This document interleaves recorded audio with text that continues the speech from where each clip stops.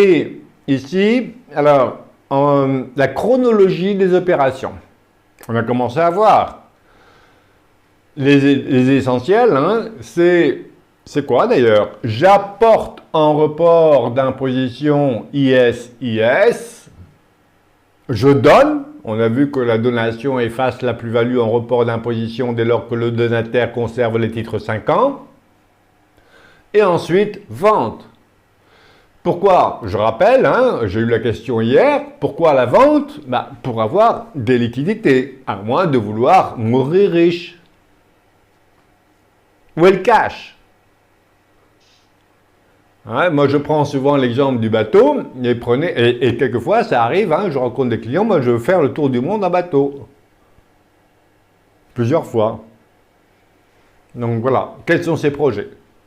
Si c'est pas payer d'impôts, c'est l'IS. Si c'est, à un moment donné, profiter de la vie, acheter la villa familiale pour accueillir toute la famille, pour avoir des biens de jouissance, c'est forcément l'IR. Vous pouvez toujours détenir des biens de jouissance à l'IS, mais c'est très pénalisant. On a vu qu'il y a deux punitions.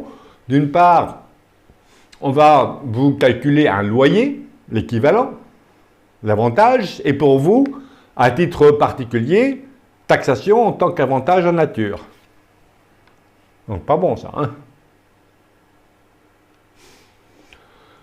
Donc, la réflexion, c'est pas ne pas payer d'impôts.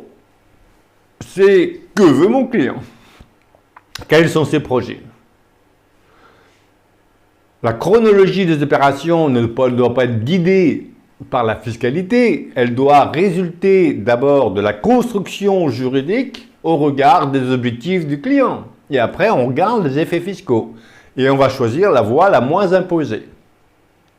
Sinon, c'est pour ça que la plupart des personnes partent sur le report d'imposition. Mais est-ce que c'est un avantage? Pour moi, ce n'est pas un avantage. Parce que c'est parce qu'on a écrit un texte et donc tout le monde plonge sur le texte. Ah oui, donc je vous invite à prendre de la hauteur ou un pas de côté, voilà, à regarder la vue d'ensemble, à se dire tiens, que veut mon client? Évidemment, s'il ne sait pas ce qu'il veut, ça va être difficile. Hein. Et d'ailleurs, s'il ne sait pas ce qu'il veut, j'interviens pas. C'est aussi simple que ça. Et ça m'arrive, hein, bien souvent, vous allez réfléchir, voici des questions que je vous invite à répondre, et puis vous revenez, et quand vous serez fixé, on en reparlera. Hein. Mais j'interviens pas si c'est pour réduire la fiscalité, ça c'est sûr. Hein. Moi, je n'ai pas envie de plonger dans le risque. Hein. Voilà. Donc, la réflexion, c'est d'abord, quels sont les objectifs du client, et donc plutôt l'IR ou plutôt l'IS. Vous voyez, c'est simple. Hein. Et si c'est l'IS, on a vu qu'il y avait deux possibilités pour la chronologie des opérations, soit apport en report d'imposition, donation, vente, ou alors, si c'est à l'IS, l'inverse, ça fonctionne aussi, hein, donation, apport, puis vente. Et si la société a vocation à être à l'IR, et d'ailleurs on a vu qu'il est facile, quand il ne sait pas, il vaut mieux partir à l'IR, parce qu'on a vu qu'il est relativement facile de passer de l'IR à l'IS, avec des conséquences fiscales très légères. Puisque quelles sont les conséquences fiscales du passage de l'IR à l'IS? On a très peu d'imposition en principe, puisque les biens ont été taxés, enfin les personnes, les associés ont été taxés au fur et à mesure de la réalisation des revenus et des plus-values. Hein, les revenus fonciers sont imposés chaque année, même pour la société civile à l'IR qui est semi-transparente, que les revenus soient capitalisés ou distribués, ils sont imposés.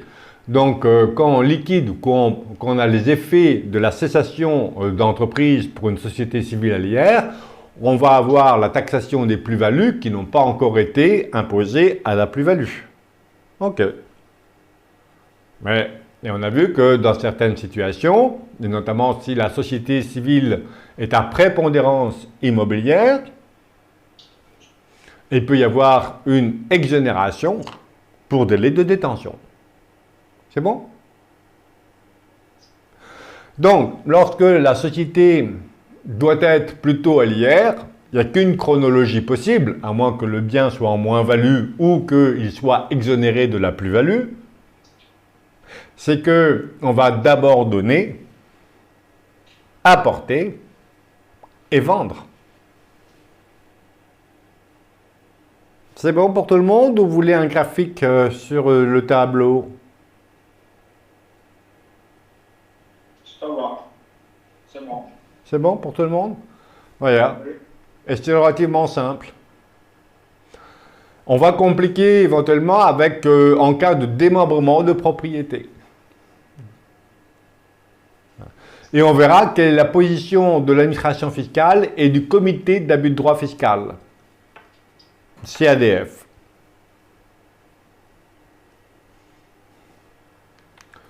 Chronologie des opérations, donc toujours, il vaut mieux payer un impôt plutôt que deux.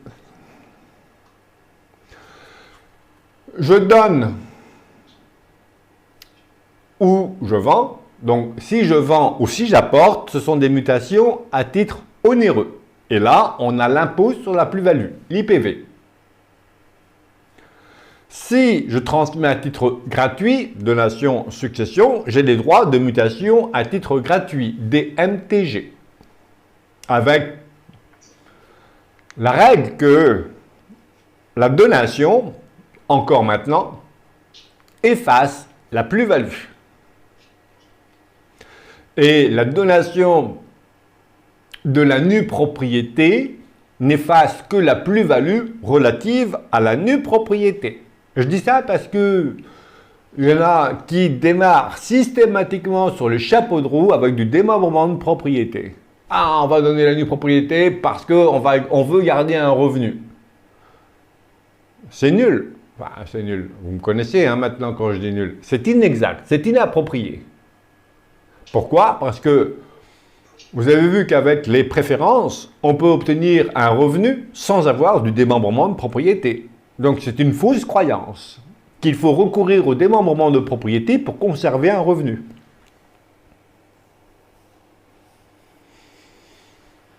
Et on a intérêt à régir, à organiser les pouvoirs entre l'usufruitier et le nu propriétaire en cas de démembrement de propriété quand c'est possible. Quand c'est possible. Parce qu'on crée des dépendances. Imaginez que moi, parent, je donne la nue propriété à mes enfants, le plus tôt possible, parce que j'ai bien compris que plus je donne tôt, plus j'économise, et tout d'un coup, paf, les enfants se rebellent contre moi.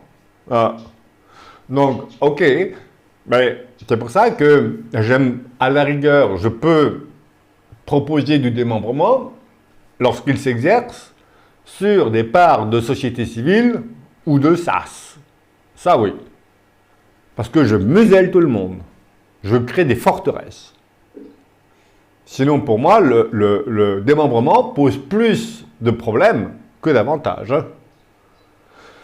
Mais, au plan fiscal, et la donation de la pleine propriété efface la plus-value relative à la pleine propriété. Et si j'ai un pacte du trail, on a vu que la fiscalité d'une donation, sauf si l'entreprise vaut des dizaines de millions ou des centaines de millions d'euros, mais on a vu qu'après le calcul, on y reviendra, qu'avec les droits de mutation du trail, pleine propriété sont assez proches de ceux d'une donation nue propriété, et notamment grâce à l'écrasement de la base taxable, 75%, plus la réduction de 50% des droits de mutation à titre gratuit pour une donation en pleine propriété avant 70 ans.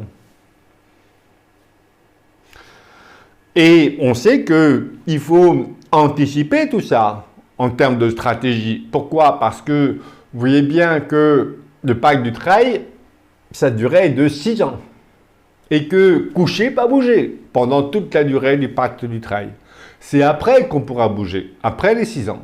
Donc vous voyez que si le chef d'entreprise compte vendre son entreprise prochainement, c'est râpé, c'est trop tard. Il aurait dû vous rencontrer avant. J'en ai plein qui me disent ça. Monsieur Royal, si je vous avais rencontré avant, voilà. Donc les DMTG, la donation efface la plus-value.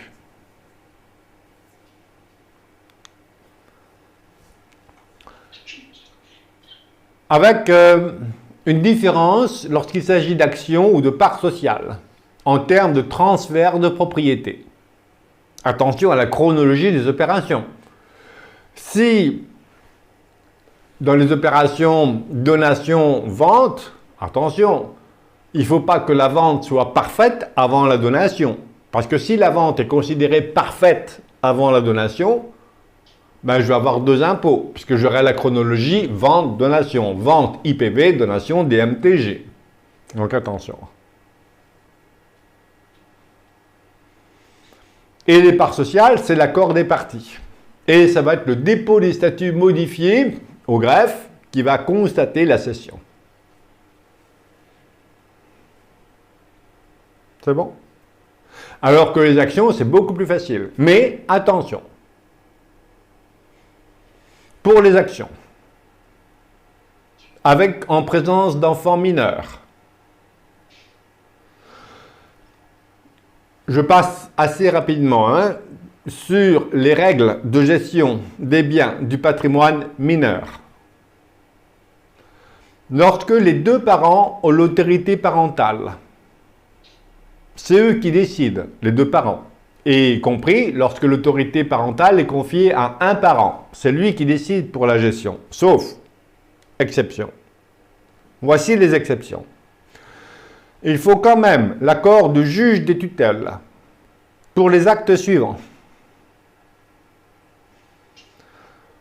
Contracter un prêt au nom de l'enfant mineur. Apporter un immeuble qui appartient à l'enfant mineur.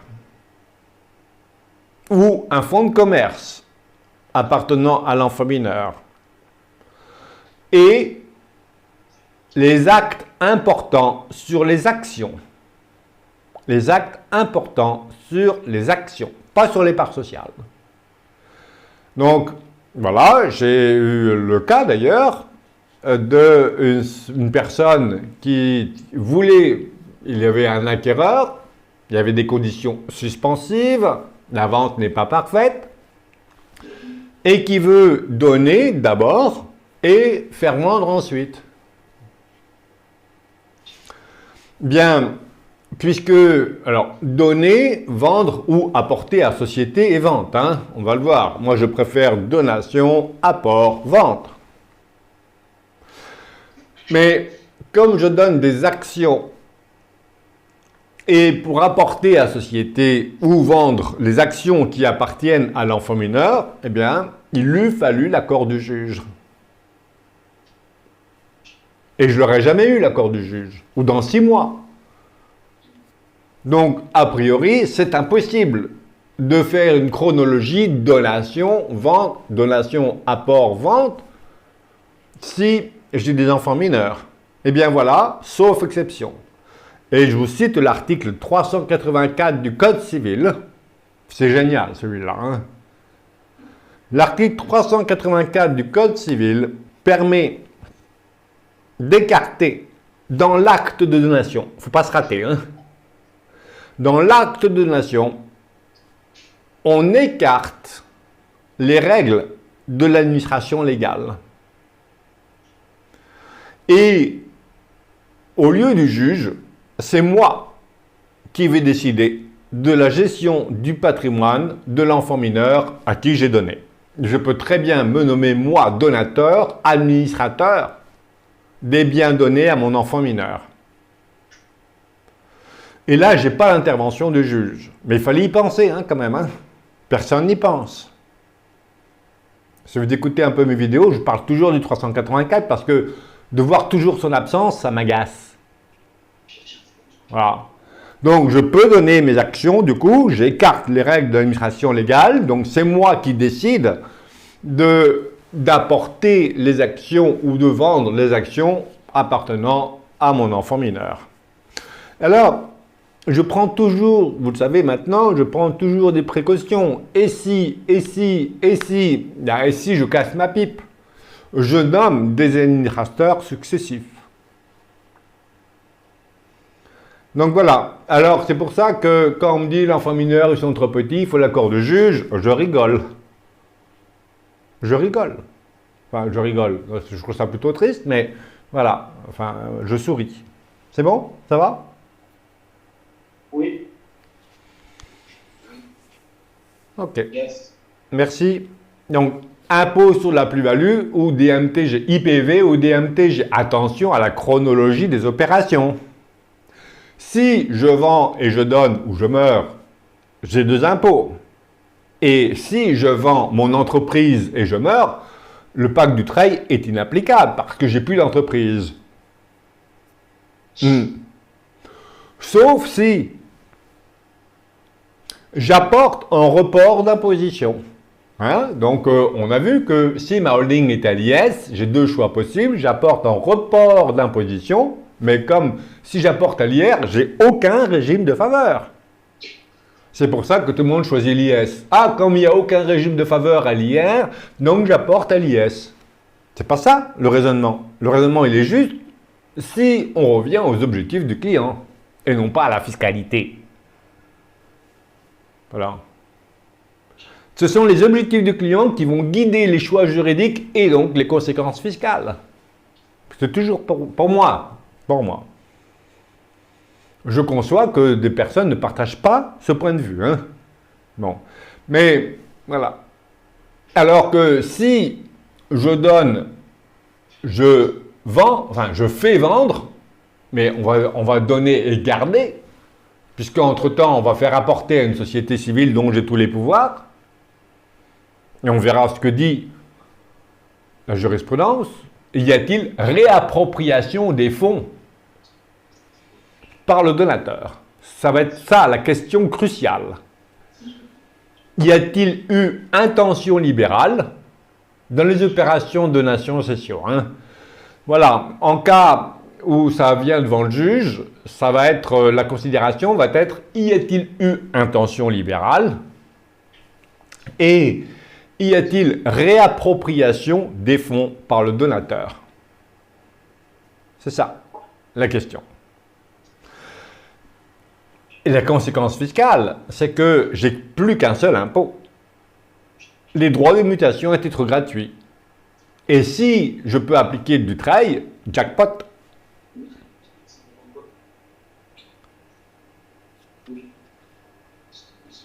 Super. Donc voilà les enjeux. Vente, donation ou donation, vente. Donc en orange et en jaune, j'ai la chronologie vente, donation avec les différents dispositifs fiscaux d'imposition de la plus-value. PFU 30%, 2,8 millions. On va prendre celui-ci comme référence et encore, je me compare souvent à l'abattement renforcé de 85%, qui n'est pas toujours éligible. Mais même si c'est du 85%, j'ai 2,5 millions d'imposition. Je vends IPV et je meurs sur le solde, moins l'impôt donc, sur le solde qui me reste, DMTG, droit de mutation à titre gratuit. Et je ne peux plus appliquer du Dutreil puisque l'entreprise a été vendue. Si je procède à la chronologie inverse, même sans du Dutreil, j'ai toujours qu'un seul impôt, mais je n'ai pas le bénéfice du Dutreil, donc, et je donne la pleine propriété pour effacer la plus-value sur la pleine propriété, donc 1,4 million, et avec du Dutreil, 95 000 euros. Chers clients, que choisissez-vous? Voilà. Oui? Dutreil. On choisit Dutreil. Comment? 95 000 euros avec Dutreil. Oui. C'est ce qu'on choisit. Qu'est-ce que vous choisissez? Vous préférez que votre client il paye 2,5 millions ou 2,8 millions ou 95 000 euros? 95 000 euros. Voilà. Voilà les enjeux. Ça vous parle? On verra comment on calcule, bien sûr, après. Mais c'est une réalité. Et il y a des chefs d'entreprise qui pensaient arrêter leurs activités dans les 3 ou 4 ans. Et quand ils voient ça, ils se disent, je vais attendre 6 ans. Parce que mon potentiel de valorisation de l'entreprise est moindre que l'économie fiscale que je suis susceptible de réaliser avec le Dutreil. Donc voilà les calculs, vente puis donation, donc IPV plus DMTG. Donc j'ai mon prix d'acquisition de l'entreprise 400 000, mon prix de cession 6,4 millions. Je prends l'abattement renforcé ou de 85%, situation la plus favorable, 1,6 million d'imposition. Et sur le sol, donc 1,6 million, donc 6,4 millions moins 1,6 million, ça fait 4,7 millions, qui est taxable au droit de mutation à titre gratuit sans réduction, 2,5 millions. Voilà. Donation puis vente. La donation efface la plus-value. Sans Dutreil, 1,4 million. Donc, je rappelle comment on calcule. Monsieur et madame sont mariés en régime de communauté, ils ont 3 enfants. Et chaque parent est réputé donner pour moitié, 3,2 millions. Chaque enfant reçoit un tiers de 3,2 millions. Je calcule les droits par parent et par donataire. J'obtiens par parent et par enfant 240 000 euros. Et au total, 2 parents, 3 enfants, 1,4 million sans Dutreil. Et avec Dutreil, grâce, et c'est une donation pleine propriété, pour effacer la plus-value relative à la pleine propriété, eh bien j'obtiens 95 000 grâce aux 2 dispositifs Dutreil. D'une part, l'abattement de 75% de la base taxable de droit de mutation à titre gratuit et, en bout de course, la réduction pour une donation en pleine propriété avant 70 ans. Et donc un total d'imposition de 1,5%. C'est pour ça, vous voyez, que ça confirme le fait que la donation est la meilleure arme de défiscalisation. La difficulté, c'est que le chef d'entreprise, on lui dit, ses conseillers lui disent, ou il croit, que les enfants sont trop petits pour donner. Dommage. Dommage au plan fiscal et dommage sur la pérennité de l'entreprise familiale. Moi, je considère que on assure mieux la pérennité de l'entreprise familiale pour des raisons fiscales, certes, mais surtout pour des raisons mentales. Ça veut dire que si j'écarte mes enfants du capital de l'entreprise et que je les accueille quand ils sont susceptibles de reprendre, peut-être qu'ils se diront, bah non, papa, écoute, on n'en a jamais parlé, moi j'ai organisé ma vie, je veux faire artiste, salut. Tant mieux pour lui, hein, pour l'enfant.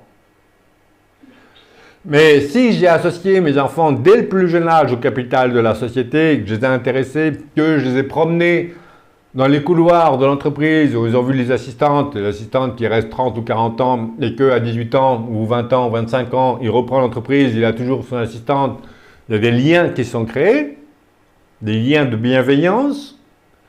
Vous voyez que même s'ils voient ses parents bosser comme des dingues, ils disent « ouais, mais quand même, c'est vachement bien l'entreprise ». J'ai transmis, quand je transmets un capital, je transmets la culture de l'entreprise. Si vous ne transmettez pas la culture de votre entreprise à vos enfants, il n'y a aucune chance pour qu'ils aient envie de reprendre. Il faut donner la culture, le goût d'entreprendre. C'est ça, pour moi, le plus important. Parce que quand vous êtes parent et que vous avez une entreprise, le plus beau cadeau que j'entends, que je vois, c'est qu'ils s'entendent bien avec les enfants et qu'ils transmettent l'entreprise. Pour eux, c'est du cadeau. Après, on verra comment on peut avoir du cash, mais ils ne sont pas obnubilés par je veux vendre, je vends, je vends. Ça, c'est faux. Enfin, il y en a peut-être, mais autrement, non. Dès lors qu'il y a une famille, ils veulent le plus souvent, leur volonté, c'est la transmission de l'entreprise au travers des générations, parce que l'entreprise, c'est leur bébé. Vendre, c'est Je connais des chefs d'entreprise, ils ont vendu, ils ont mouru. Hein. Ils ont mouru rapidement derrière. Hein, parce qu'ils ne savaient plus quoi faire. L'entreprise, c'était un lien indéfectible. Et leur plus grand malheur, c'est qu'il n'y ait pas eu d'enfants repreneurs. Ouais. C'est ça la réalité. Hein. Ça, c'est une réalité. Si vous leur parlez comme ça aux chefs d'entreprise, ils savent de quoi vous parlez. Voilà. Et vous allez au-delà de la fiscalité. Vous assurez la pérennité. D'ailleurs, dans les motivations économiques, j'ai écrit qu'il est bien de transmettre tôt aux enfants pour leur donner le goût d'entreprendre. C'est une motivation économique. En additionnant les motivations économiques, elles sont largement supérieures aux considérations fiscales. Vous voyez, je ne parle jamais de motivation fiscale. Je parle de considération fiscale. Parce que la fiscalité n'est que la conséquence. Mais là, on est un cours fiscalité, donc je vous donne les chronologies comme ça, dit comme ça. C'est de l'abus de droit, hein, sans motivation économique. C'est sûr.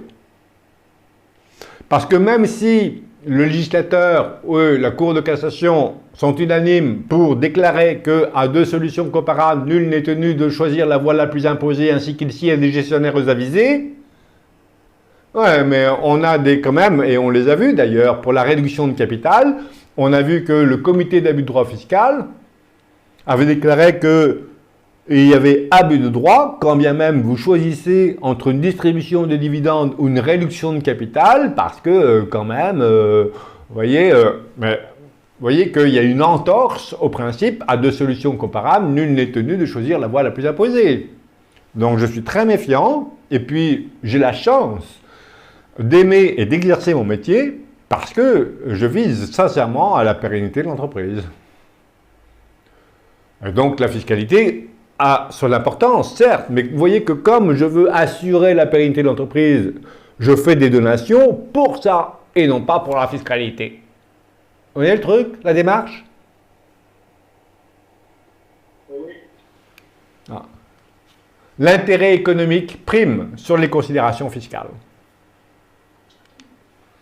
Alors, ici, je vous cassais un peu la tête, et on aura mérité la pause, sur la chronologie des opérations.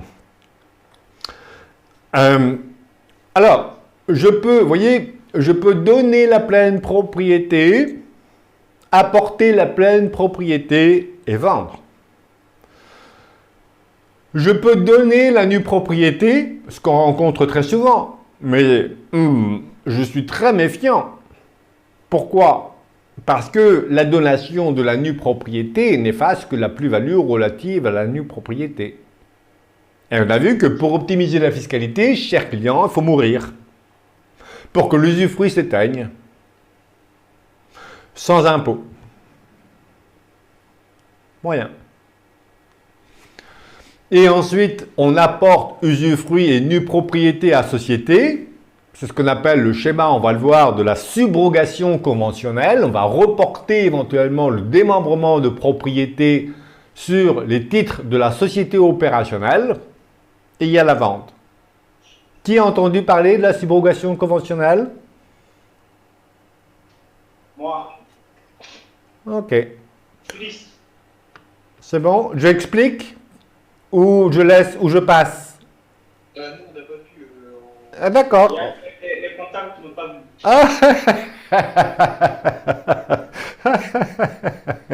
Ah, c'est bien.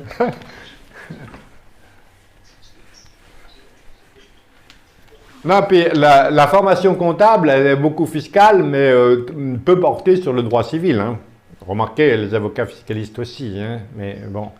Donc voilà le schéma de la subrogation conventionnelle, auquel je n'ai jamais eu recours, sauf une fois. Et je vais vous expliquer pourquoi. Mais ce n'est pas parce qu'Henri Rougal ne fait pas qu'il ne faut pas faire. Hein. Je rappelle, l'exercice de votre métier, il doit être exercé comme vous êtes. Et ce que vous aimez. Pas ce que les autres font. J'essaie de vous faire gagner du temps, hein, quelques années, hein, parce que sinon on va croire tout ce qu'on dit et puis non. Donc, je donne la nue propriété. Je donne la nue propriété de mon entreprise à mes enfants Et, alors c'est valable aussi s'il y a un immeuble, hein, mais on va prendre la société et on va ensuite, l'usufruitier et le nu propriétaire apportent à société, à une holding. Et ils sont respectivement rémunérés par les parts. Donc l'apporteur en usufruit reçoit l'usufruit des parts de la holding et le nu propriétaire apporteur reçoit la nue propriété des parts de la holding qui maintenant détient la société F en pleine propriété. Il y a eu un report du démembrement puisque maintenant hein, la holding détient F en pleine propriété. Et le démembrement maintenant repose sur les titres de la holding. Ça va? Vous pouvez le refaire, s'il vous plaît? Oui, oui, bien sûr. Alors, je peux prendre aussi un immeuble. Tiens, voilà. C'est pareil. Donc, je donne la nue propriété de mon immeuble, ou de mes parts, à mes enfants.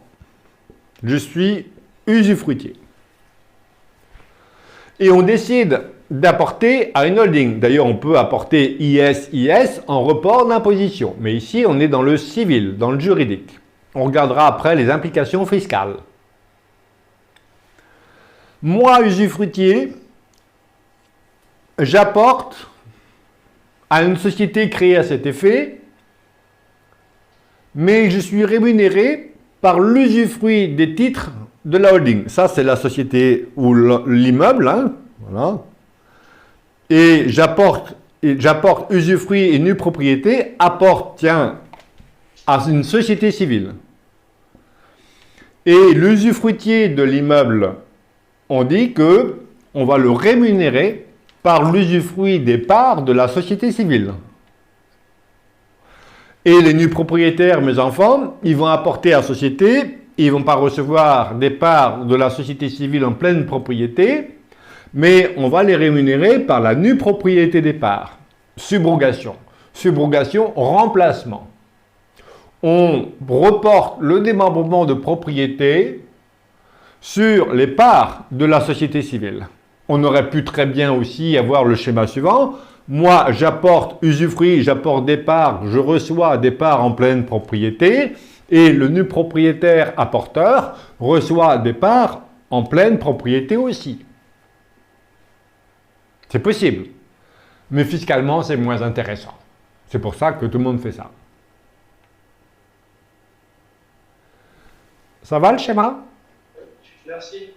C'est bon pour tout le monde?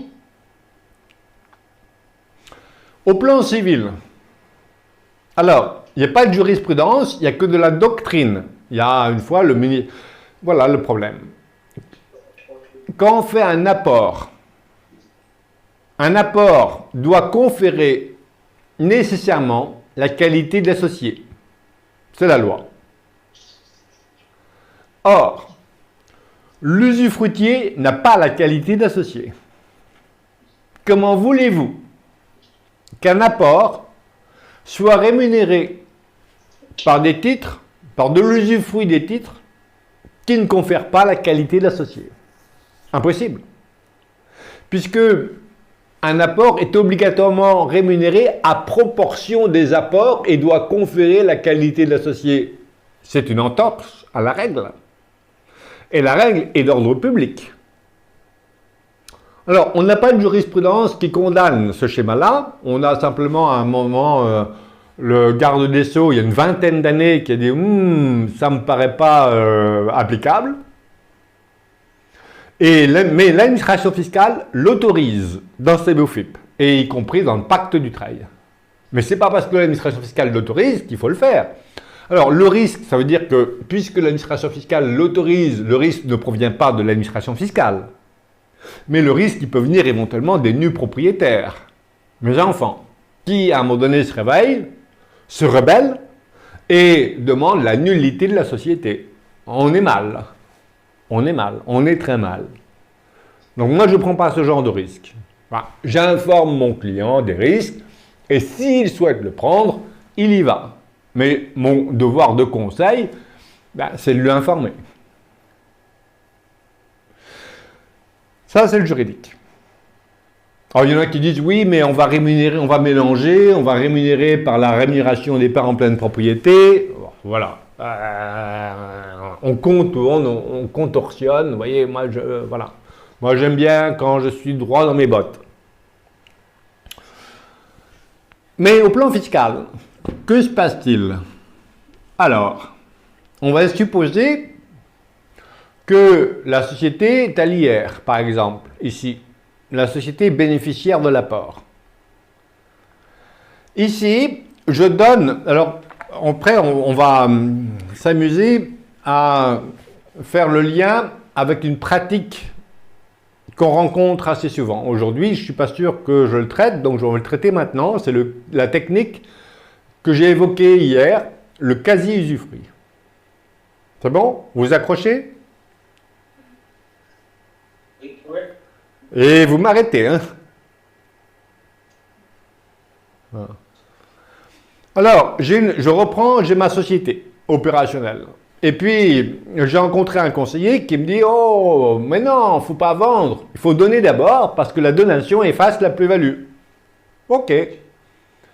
Mais je ne vais pas donner la pleine propriété parce que sinon, si c'est les enfants qui vendent, c'est eux qui vont toucher l'argent. Donc, je donne la nue propriété et je passe une convention de quasi-usufruit. Ah, qu'est-ce que c'est que ça? Qui a vu le... Vous avez vu le démembrement de propriété ou pas? Oui. Donc, vous connaissez le quasi-usufruit, 587 du Code civil. Je suis. Pardon? Oui, pour les juristes. Ok. Qui l'a pas vu? Non. Les comptables.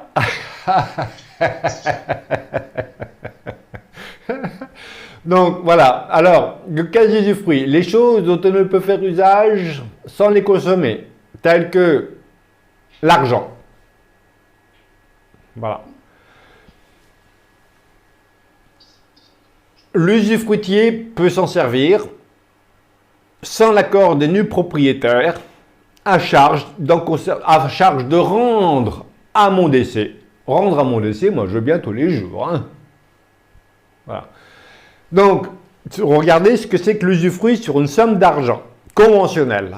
Je donne la nue propriété, mais dans l'acte de donation, j'écris que en cas de vente de l'entreprise, j'exerce, moi, usufruitier, on reporte le démembrement sur la somme d'argent. Lorsque je donne la nue propriété, ensuite que l'usufruitier et le nu propriétaire vendent, on a une somme d'argent issue de la vente.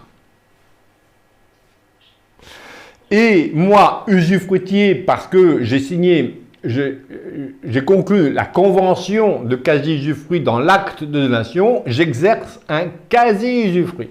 Un quasi-usufruit, ça c'est la situation très confortable pour l'usufruitier. Parce que l'usufruitier peut se servir de cette somme d'argent comme il l'entend. À charge à son décès de rendre. Donc, le nu propriétaire, il n'a qu'un droit, c'est de se taire. L'usufruitier peut acheter un immeuble, peut acheter des contrats d'assurance vie, peut acheter son bateau. C'est à lui. Il aura la charge de rendre à son décès. Et cette charge, cette obligation de restitution de l'usufruitier au plan fiscal se traduit par une créance de restitution, donc déductible de l'actif successoral. C'est tip top, hein? Mais ce qu'on retient, c'est que l'usufruitier, il fait ce qu'il veut de l'argent.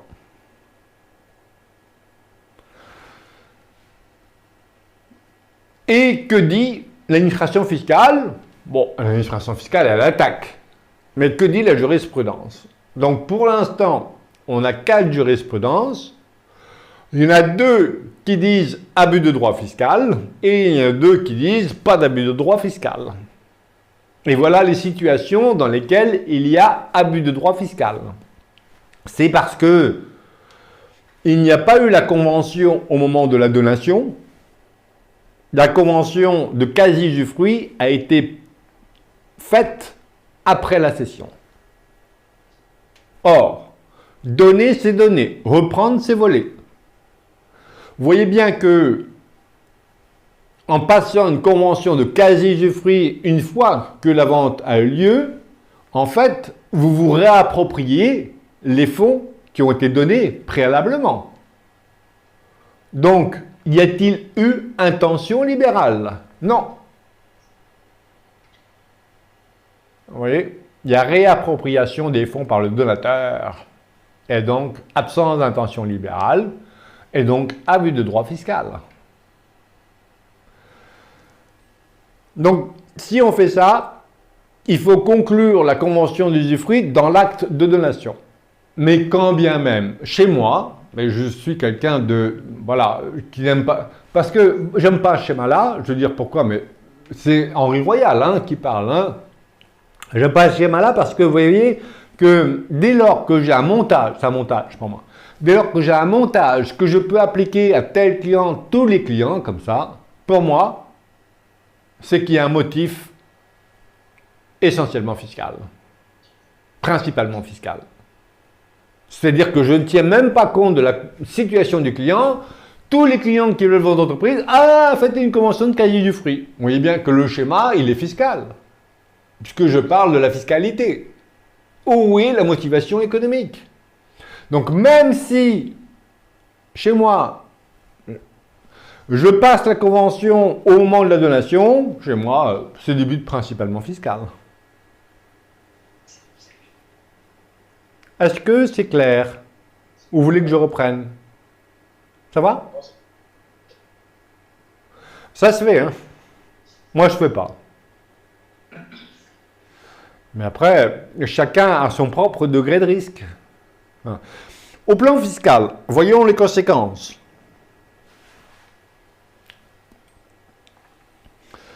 Ici, je donne la nue propriété, donc j'ai DMTG, nue propriété.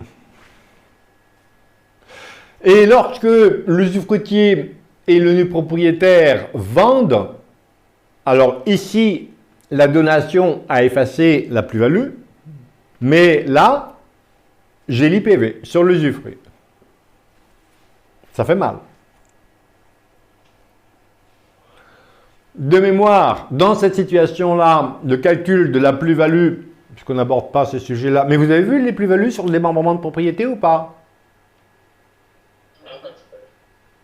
Non?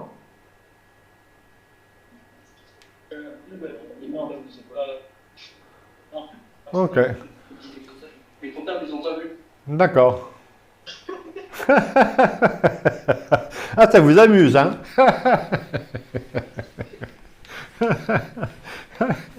Alors, pour les comptables, de mémoire, non, normalement, les non-comptables, les avocats, doivent dire aux experts comptables comment ça se passe. Mais en principe, hein, si j'ai bonne mémoire, c'est que la plus-value, c'est compliqué, hein, le calcul des plus-values sur des biens démembrés. D'ailleurs, si c'est l'immobilier, c'est pas pareil que des valeurs mobilières, déjà.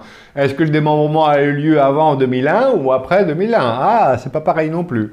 Mais dans cette situation de subrogation conventionnelle, j'ai mon prix d'acquisition de la pleine propriété, j'ai ici mon prix au moment de la donation, et ici j'ai le prix de cession. Et la plus-value est égale au prix de cession, moins le prix d'acquisition, moins... Alors, quand on fait ça, on applique le 669 du Code général des impôts et on calcule, on ventile la valeur de l'usufruit et de la nue propriété. Donc ici, j'ai la valeur de l'usufruit et de la nue propriété. Nue propriété acquisition, nue propriété donation, avec l'application du 669. Et la plus-value est égale au prix de cession moins le prix d'acquisition moins la différence de valorisation de la nue propriété entre la donation moins la nue propriété au moment de l'acquisition. Voilà, et on obtient la plus-value. Et après, on applique le taux, éventuellement 30% du PFU. Et ça fait mal. Pour 6,4 millions, je pense qu'on aboutit, ça dépend de l'âge bien sûr, mais à 65 ans, on aboutit à 700 000 euros d'impôt sur la plus-value. Hein. Un truc comme ça.